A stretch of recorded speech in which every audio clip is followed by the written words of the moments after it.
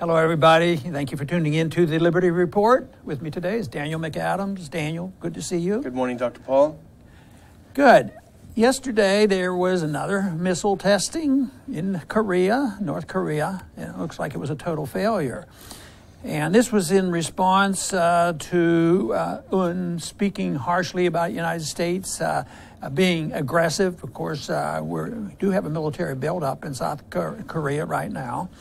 And it's massive, right up to the DMZ. It's even gotten the attention of the Chinese. The Chinese say, you know, with what you're doing in the radar that you're putting in there, it can even affect us. So it wasn't insignificant. But last week, as I understand, they did have some successful missile launches. 4 of them went off, and they were supposed to be intermediate type missiles, and it looked real good. And because there was a lot of back and forth, and everybody has to speak to their base, including our government, as well as UN has to always speak to his base, that he's not going to be pushed around by those Americans. So he was talking tough, and this was a big deal for him from my viewpoint, is to set this missile off and really try to warn the United States, look out, look out. But I think that was more, for his people at home than it was that we were really going to back down. You know, we only have 15,000 of them, as if that was a real thing. But when they went to do it, the whole thing blows up, instantaneously as it takes off. And then the question really comes up, is this just more representation of a totally inept North Korean government? I want to put up on the screen this map that many people have seen before of North Korea. Is it this ineptness, or is it could it have been some cyber warfare? Just take a look at this. And I just think this should make us all stop and think for a minute that should we believe there's an imminent threat and that we have to do something very major? And remember the imminent threat that was coming from Saddam Hussein, and the lies all the way to the UN, and people believed it. And we've suffered severe consequences since then. But here, this country, they can't even turn on its lights at night. It's not because they don't know where the switch is. There's no switch. So they're black. And yet, everything we say, we have to stop, and we have to stop them. Yet there was this huge military buildup. Tens of thousands of troops of South Koreans and 10,000 of our own troops there. And I would think that as nutty as UN seems, he might not be totally irrational in that if we're right on his borders building up troops, at least to his people, they say, well, they're up to no good, and I have to react. So it's pretty hard to figure out exactly why we have to have these problems. And it certainly plays into his hands, the fact that we're in the process of a month-long series of military exercises in South Korea.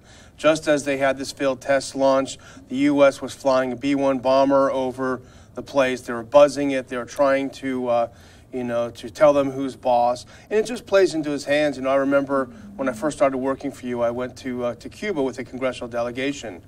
And they loved it. The government loved the sanctions because they could always blame everything on the sanctions. Oh, we don't have enough TVs. Well, it's the U.S. sanctions. Oh, we don't have any food. Well, it's the U.S. sanctions. And this kind of thing just plays into the hands of the U.S. is doing everything it can to prevent the two Koreas from coming together and solving their own problems.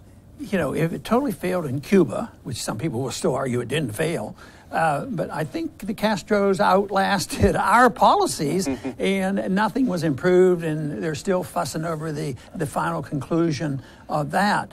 So if it failed there, and militancy, fails, why in the world do we do these things? It's just so hard to say.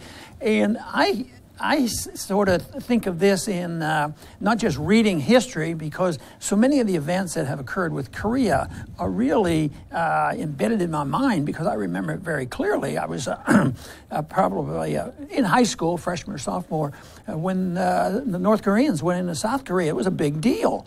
and thousands of troops. And then at the time, I didn't realize it, that we were about to go to war, and didn't realize the significance of Truman saying, oh, all I need is a UN resolution and we'll go to war. And here we were only 5 years at the end of World War II, and here we were ready to go and fight again.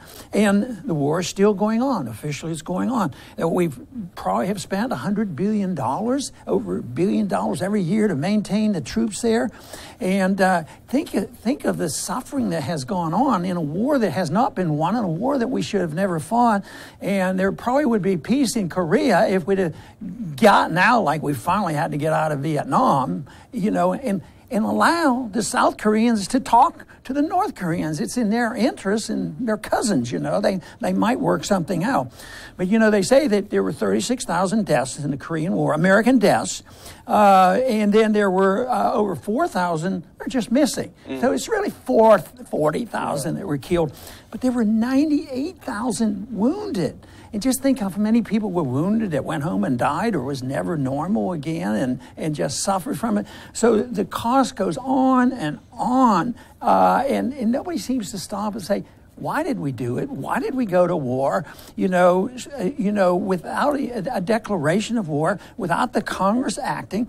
But Congress turned out to be complicit. They're complicit right now because they keep sending the money. And if the military wants to, you know, if the administration wants to confront, bombastically and saying, we're doing this, don't get away with this. The Congress keeps voting more of this money, and then they wonder why people suffer here at home, because every time you drain money out of the economy to do militarism abroad, believe me, the country gets poorer. And, you know, the one big beneficiary to all this is, of course, the military-industrial complex, because here we are, we say that Kim Jong-un is paranoid, probably true. So then we build up a bunch of weapons on his border, and if he's not paranoid by then, he's going to start acting paranoid, as any of us would, and then we say, look, he's even more paranoid. We need even more weapons to put up next to his border. So it's sort of the perfect scenario for both Kim and for the U.S. military-industrial complex. Well, you know, I just had a thought. Maybe Kim Jong-un is a plant by the military industrial. Maybe he's just there to keep things being good. But the big goal is to keep everybody afraid.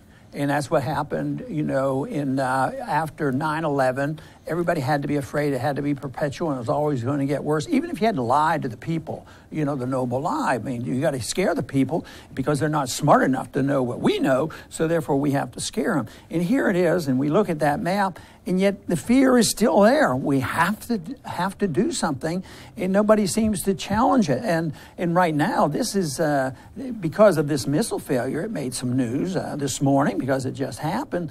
But generally speaking, nobody's going to look at the big picture and the policy and say, why have we been there for 67 years?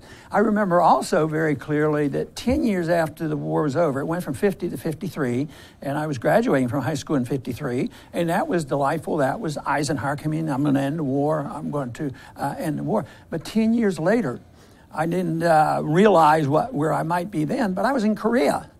I was in the Air Force. I had to go TDY, temporary duty to Korea, fly to the various bases all the way up to the DMZ, and you know, a lot of fear and confrontation. But it hasn't changed. Matter of fact, it's every bit as bad, and everybody's stupid. You know, because they're not going to threaten our national security. And they're more of a threat to us economically, and they're more of a threat because of the disruption.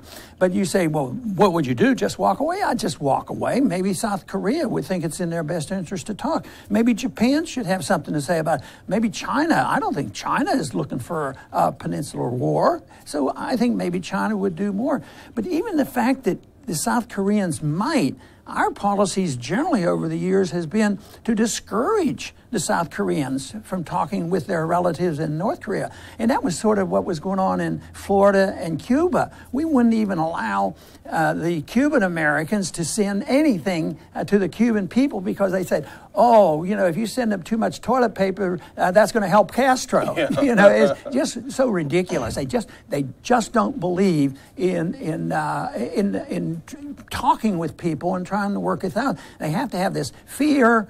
And I think you hit the nail on the head. I'm afraid it's a money deal, and somebody's going to make money off war. You know, we talked about this just a few days ago, and it's just so much in the news it's worth revisiting. But, China tried to broker an agreement with the U.S., South Korea, and the North Koreans before these military exercises started to say, okay, North Korea, you'll stop launching these test missiles, and why don't you guys cancel these pretty aggressive military exercises? The U.S. and South Korea immediately said no, so they're not looking for any solution in that way. As a matter of fact, I think, if anything, the Trump administration is more bombastic recently.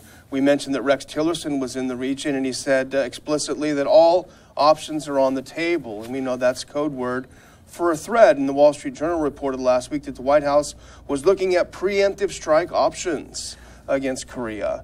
And just one other thing, they're not a paper tiger, even though they're not an imminent threat. Right. Eric Margulies, whose article we put up over the weekend, he pointed out that a decade ago they took a look at what would happen if a new war broke out in the Korean Peninsula. 250,000 U.S. casualties, 1 million Koreans dead, possibility of North Korean nuclear attack on Japan. They have the missiles, they have the capability. North Korea has 600,000 men in arms. So this could do a lot of damage, and the way we're going, it almost makes it inevitable. I want to follow up on that about Tillerson, because I have that quote there, which sort of describes our policy and what he just said, in the last day. He says, let me be very clear. The policy of strategic patience has ended. We are exploring a new range of diplomatic, security, and economic measures. All options are on the table, which means nuclear, of course. North Korea must understand that the only path to secure economic, prosperous futures is to abandon its development of nuclear weapons, ballistic missiles. They have to follow our orders. If they follow our orders, why don't we talk that way to Pakistan? Yeah. I think Pakistan's a potential enemy, and there's some danger there. India has it, but none of them are likely to attack us. And this whole obsession with building this fear it does not serve our interests in any way whatsoever. And yet, right now, it's building up.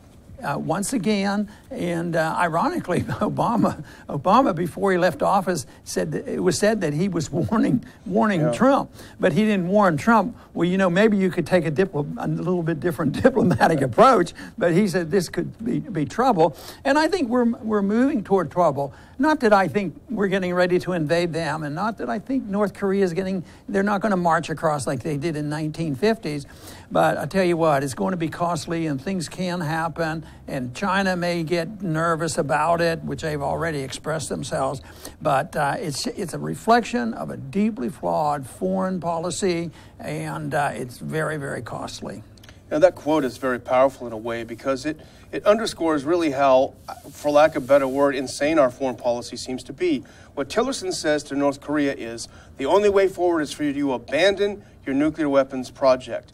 But that's exactly what we said to Saddam and to Gaddafi, and they both said, okay. And what had happened as soon as they abandoned their nuclear weapons projects, we attacked them and invaded them. So what kind of message do we send with our actions versus our words? And they just were total denial. Remember the UN expose about explaining what was going on? And they really never had them, Same way with Assad and the poison gases, too. Yeah. It's Assad, we got to go after him. He used poison gas. It turned out it wasn't his side that was using the poison gases. So it just goes on and on.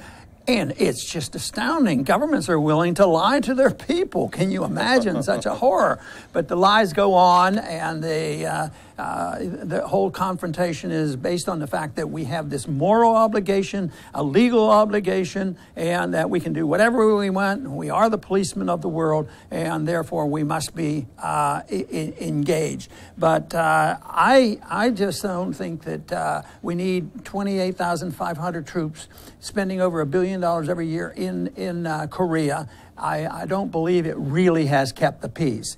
And I still think the best example of this is what happened in Vietnam after all that tragedy of 60,000 Americans being killed. And we didn't just decide to leave because it was a bad deal. We decided to leave because we were getting our tail whipped. And it was so embarrassing, but we still left. And the world didn't fall apart. There was no domino effect. Communism was proving itself totally inept, and it wasn't favorable, and the Soviet system was breaking up, and that didn't happen, And what do we do now?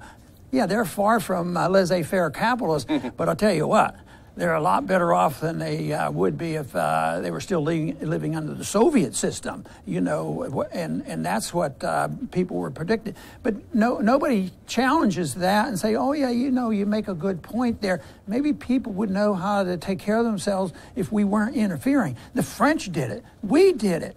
Decades went on, millions of people killed, and then they say, well, I guess it isn't working, so we better just walk away.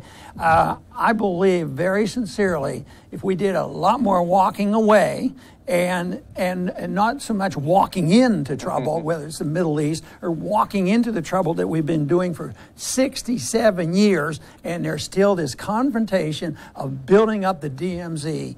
And the people in America right now don't seem to, well, this is just more than they need to deal with. We'll watch hearings on TV or something. Yeah, about Putin. Well, I think really the summary, the Trump administration seems like it wants to solve the Korean problem. They want to put more pressure on China. I don't know that China has the leverage that they think it does. They want more sanctions. Sanctions haven't worked. So it looks to me like they're trying to intensify a failed policy, an already failed policy. How can you have good conclusions? Well, very good points, Daniel, and I'm sure the Trump administration will be calling you very soon to get up there and give them some good advice. And I think that the good advice is around. It's just that it doesn't fit into their program, and they do. I believe they're. Other than the fact that the military-industrial complex and special interests are involved, there's a lot of people who sincerely buy into this, that this is best for America, you know, and sometimes they do this. Best for America means best for my re-election, because if I don't vote for all this military spending, and because some of it's spent in my district, I might lose the election. There's a bunch of that, too. Very few of them approach it on principle in Washington and say, you know, what should we have? Should we have this whole idea that we know best for everybody and we should be the policemen of the world and we should defy everybody and do what we want? Or should we have a policy, which was suggested to us by our founders, that we ought to have a strong national defense and mind our own business? That, of course, would be the way I think we should go. I think that would open up the doors for us to have a program that would move us toward peace and prosperity. I want to thank everybody for tuning in today. Please come back soon.